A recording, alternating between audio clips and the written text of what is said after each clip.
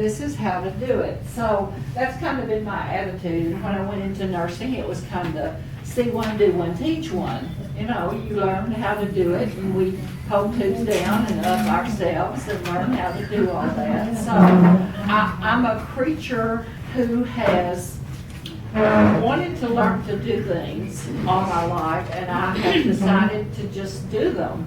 And I just teach myself, or I find someone to teach me, and I learn how to do it, and I do it, and I do it, and I do it, and I do it, until I think I'm good enough at that. And then I might see the next mountain and decide I want to learn to do something else. And that's exactly what I did with the caning. I phased through that, just like I did the horses and the motorcycles and everything else. You know, I phased through there. But I remembered enough of it to find a chair and to try to find you some cane and to tell you about how this happened. In the 1980s, my husband said, why don't you stay home and play for a while? And I said, oh, you don't want me to work? And he said, well, I want you to work as a nurse for a while. I want you to stay home and play with me. And I said, okay. So I got bored doing that.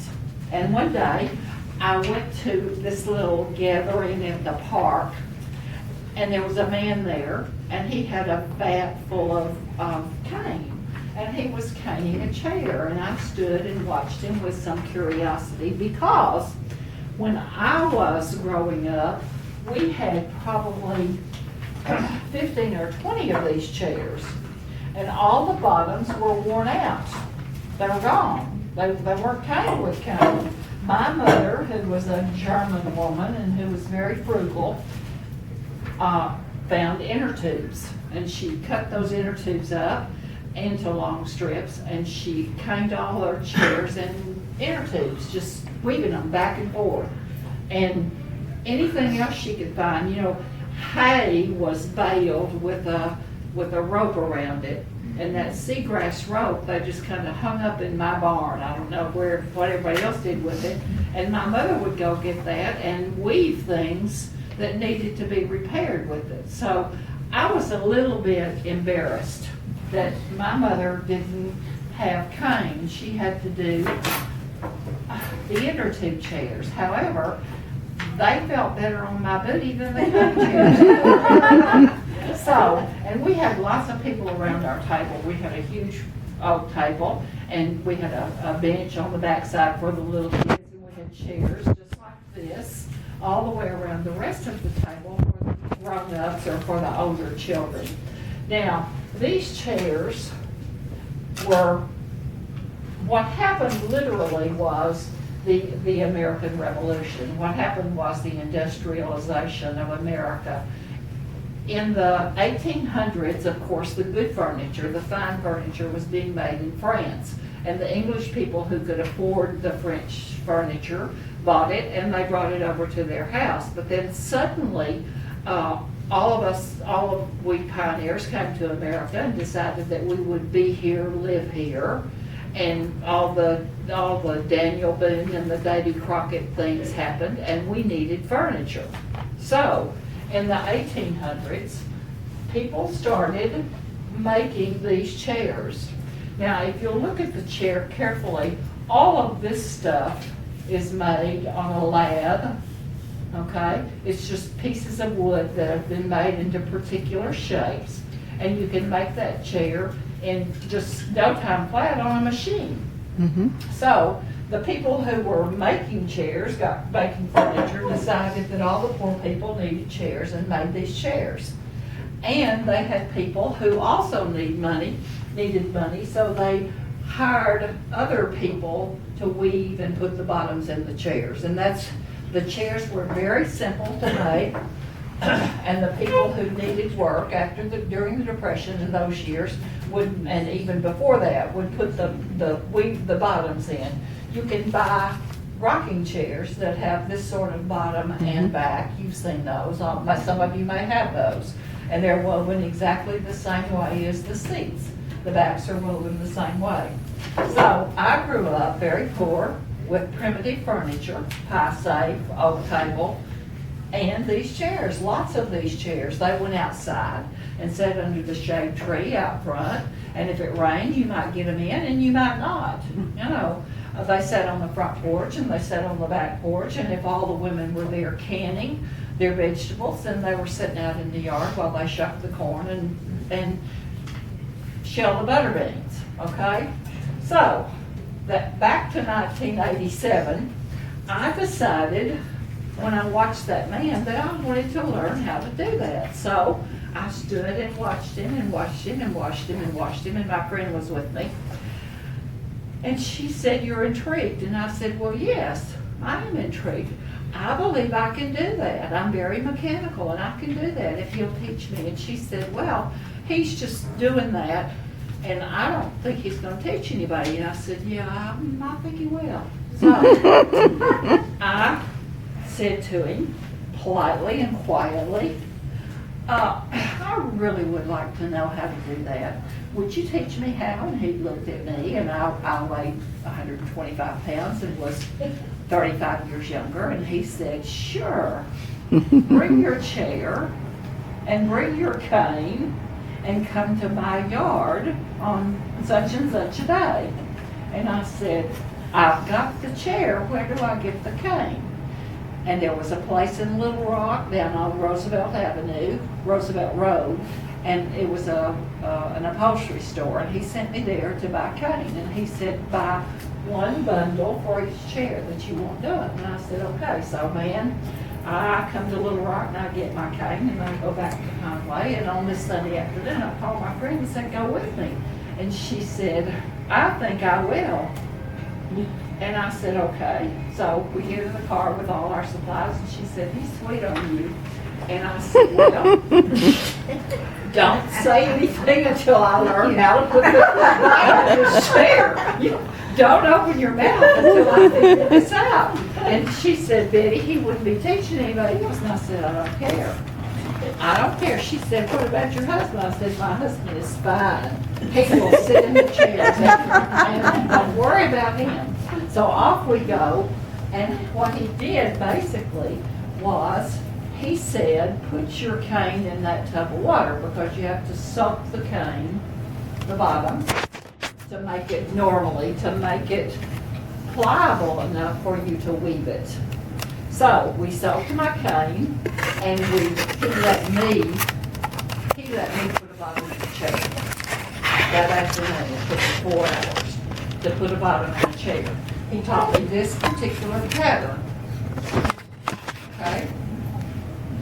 And I probably did 100. I said to everybody I knew, "Do you have a cane chair?" And if they said yes, I said, bring it to my house. Or I would go to their house. I would go to my aunt's house. Or I would go, whoever had the cane chair, I would say, "Make lunch and I'll cane your chair." Okay? So that's how I got involved in the chair caning.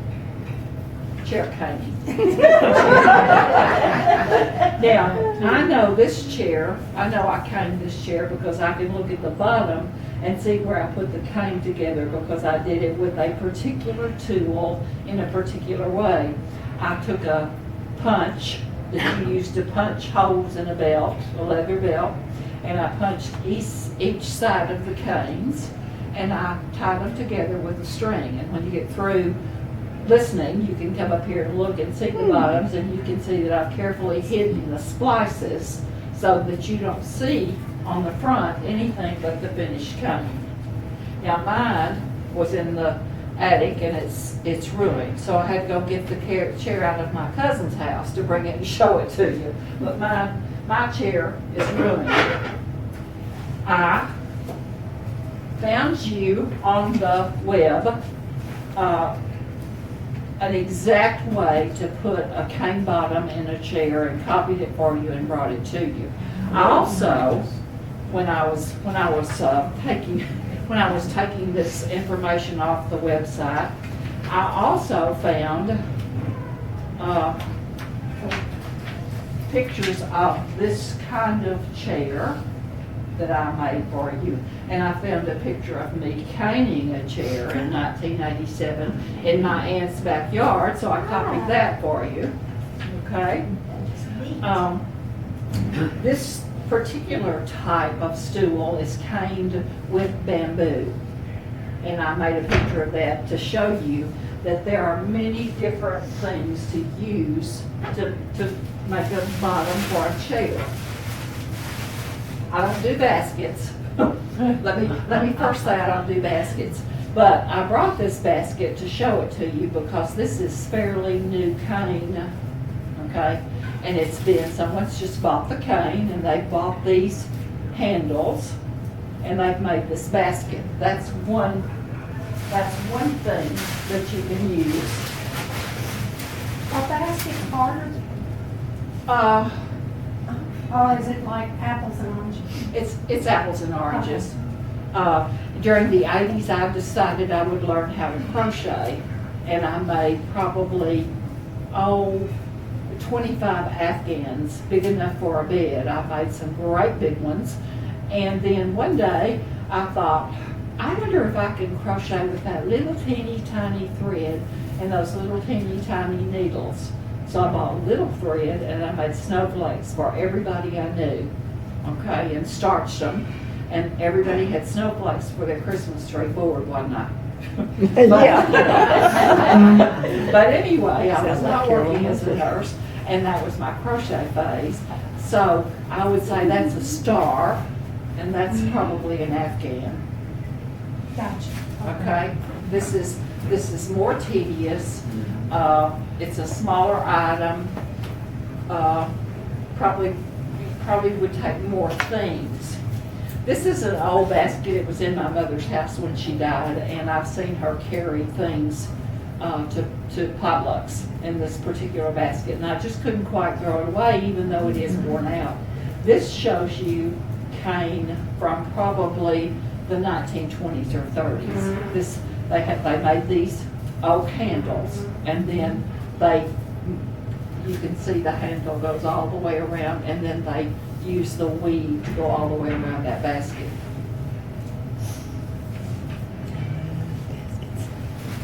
The most fun thing that I have is a hat. When we went to Hawaii, my mother and I were just fascinated with the banana woven hats. The natives were sitting and they would make these hats all day long. And I said, how on earth are we, I've got to have one, Mother. And she said, me too. And I said, how are we going to get them home? And she said, we're going to wear them. So we got on the plane wearing our hats that were woven. And obviously what they do with it is they start here at the bottom and work up and work out. And that's bamboo. Banana. You said bamboo. That's banana? Banana, I'm Yeah, sorry. okay. Banana. Banana potato. That's banana.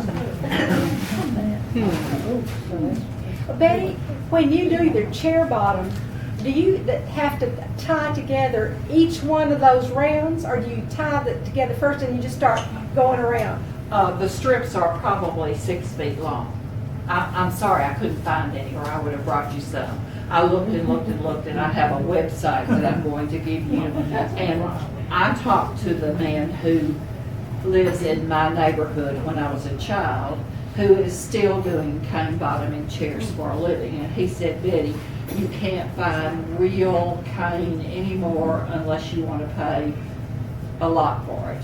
So he's using synthetics, okay? And a lot of people are using synthetics. And there are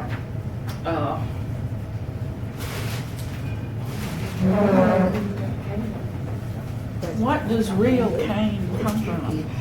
it comes from a tree, from an oak tree. Oak tree. Or a hickory tree. Can be maple or other stuff. They strip it off, Carolyn. They used to do it by hand. 2 men would start at a log as long as this table, and they would start on one end and pull a blade toward them, walking, and they would get wide strips, and then they'd cut those in 2.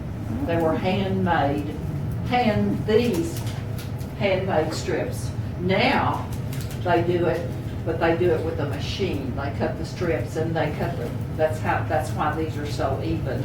Mary bought a chair, and it's in her house. We saw it at Christmas time. And the bottom of it has strips that aren't cut by a machine. Her chair that she found was an old one. Also, people used to shellac these to protect the bottoms so that rain wouldn't bother them, so that they could sit out in the yard. I'm passing around a photograph of string, paper string used to weave a chair. And then after this got so expensive, the weavers began to figure out that this was work and we're going to charge for it and we're going to charge appropriately for it. This became expensive. So the machinery made woven pieces that you could fit into a chair bottom by cutting it in the same shape, and the chair would have a ditch, for lack of a better term, around the chair seat, and you cut the woven piece and put it into the ditch, and then put a round piece very much like this, a straight round piece. You hammered that down on that chair. So there are all different sorts of ways to cane chairs or to cover chairs or to make bottoms in chairs. Now, I didn't learn how to do every single one. I learned how to do the primitive chair because that's what interested me the most. I can do the cutout pound. I can do that. I've done some of that. Also, I have a chair in my attic that has wooden slats. Somebody has made wooden slats, a manufacturer, not a person, but a manufacturer made wooden slats that go across the chair in this direction. Roger was telling me that his family had leather seats, which was really fancy. If you had a leather seat on your chair, that was pretty fancy. And my family had hemp rope. Yes, maybe off the hay bales. Had what? No, it came from the lumber yard. Just hemp rope. Rope. Well, I've got like a mother rocker that's 3 generations back. I wouldn't call it fancy because you see the hair underneath the hide. Right. So, And you can cinch that off and shellac it and make it smoother, but I would probably not do that if it were my chair. I'd probably not. Well, I've left it. Yeah. Well, we had white and brown fuzzy on Yeah. it. This just Well, looks I like know a it might hide be a Pinto underneath, horse. you know? But mine's split, I guess, because it got too dry at some point in time. The seed Well, we had itself a fight in the cornfield with the stalks, pull the roots up, you got a foot long handle and you throw one another right through the chair. Oh, my. That ended the war. In November, I was reading the paper and saw that this man is now doing art with the same sort of wooden staves that I've used to cover that primitive chair. And I saved this thinking you might want to look at this. There are 3 on the front and 2 on the back. And he's showing that in art showings as a piece of art that he has done. Mine, I didn't consider mine art. I considered mine a mechanical process, but this man has taken the wooden strips and made it an art.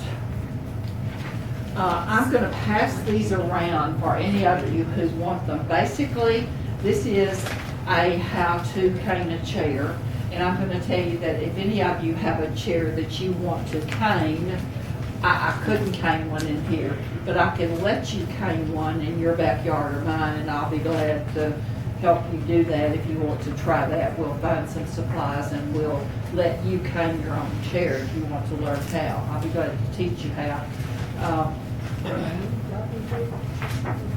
The man who, I don't know where the man is who taught me how, he's gone, he went away, but He was spurned, Betty. He was what? Maybe. Arian, thanks for saying this, because when they wanted to learn how to sharpen knives, this guy had other ideas, and they had to really work things carefully to be able to learn how to sharpen those I heard that knives. story too. Sorry, Betty, I had to tell you. But I can sharpen tools. I've learned how to do that. Now, for those of you who really may be interested in having some chairs caned, I'm going to give you a name and a telephone number. This kid was raised in my neighborhood up in Pinnacle, Arkansas, and he lives in Balgov now, and he does caning of all sorts. So if you have something you want caned and you don't want to call me and do it yourself, then Bob Thatcher does caning, and his phone number is 501-230-1414. And he has a website, and it's called, all one word, blackdogchaircaning.com. Blackdogchaircaning.com. He tells me that he's about 2 months behind.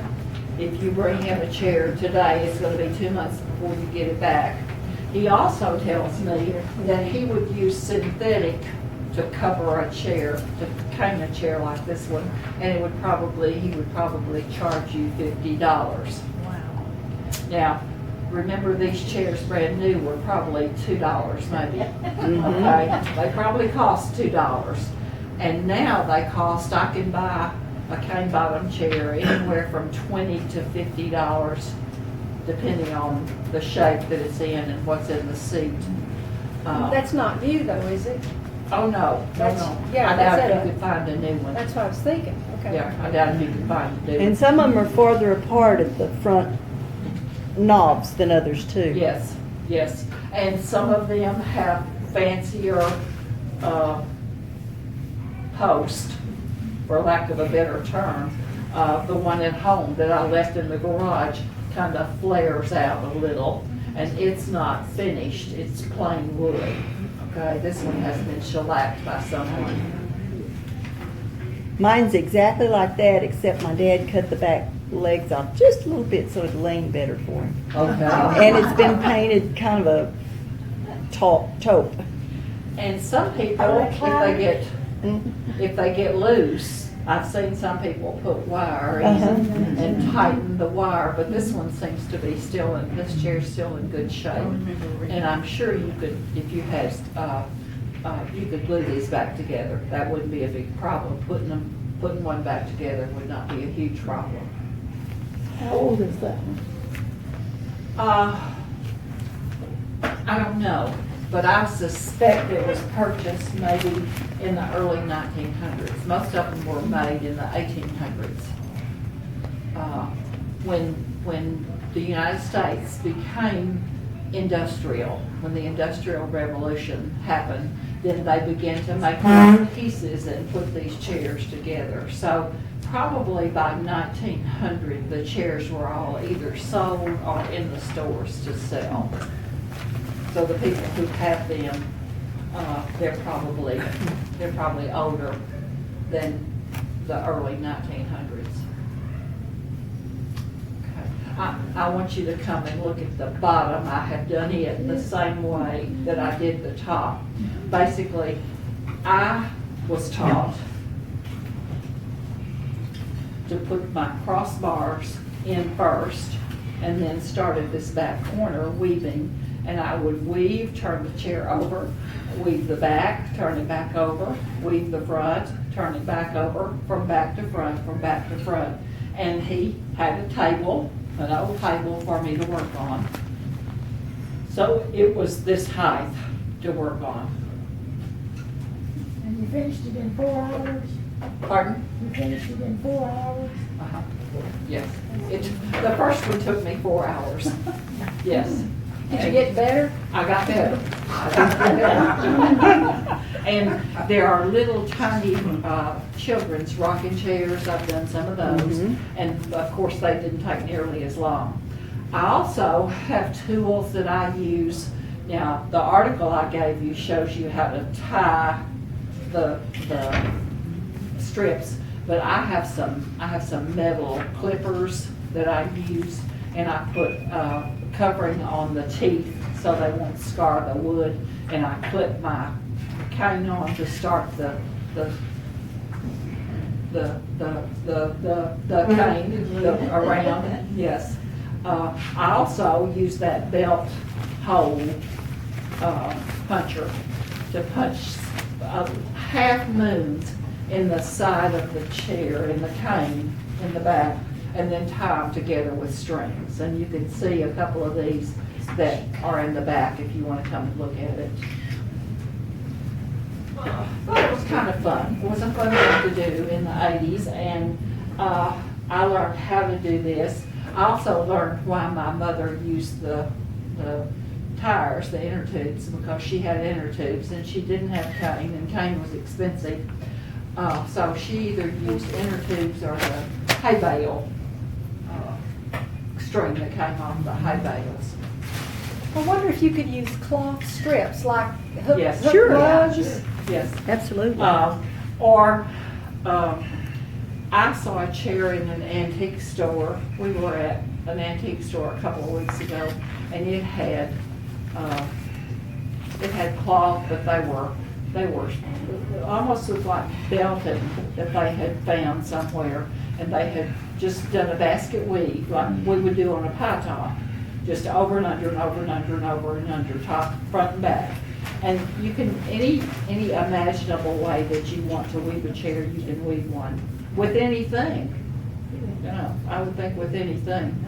I have a rocking chair in my house that was done with those, they're cardboard, twisted cardboard, okay? And I have my mother's rocking chair, and the seat's done with that. So just about anything that you can imagine, you can use for a chair seat. Well, thank you, Betty. Yeah. Are any other questions?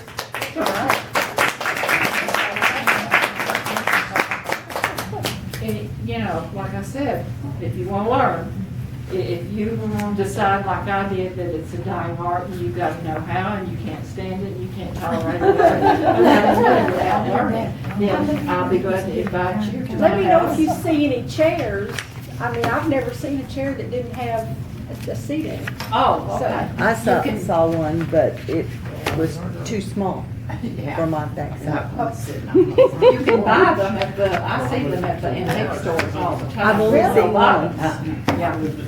I need to get one. And then my brother bought me one. Thank you. How'd the name cane, Pardon? why'd they call it cane? Well, it was a hickory or an oak strip, and they just called it cane. I bet you it originated when it was actually made from sugar cane strips. Don't you reckon? It Some was kind of reed. bamboo or sugar cane, they called it canes. And Well- they stripped those and used it. Yeah, they could. You could use anything. Yeah. Well, hardwood oak,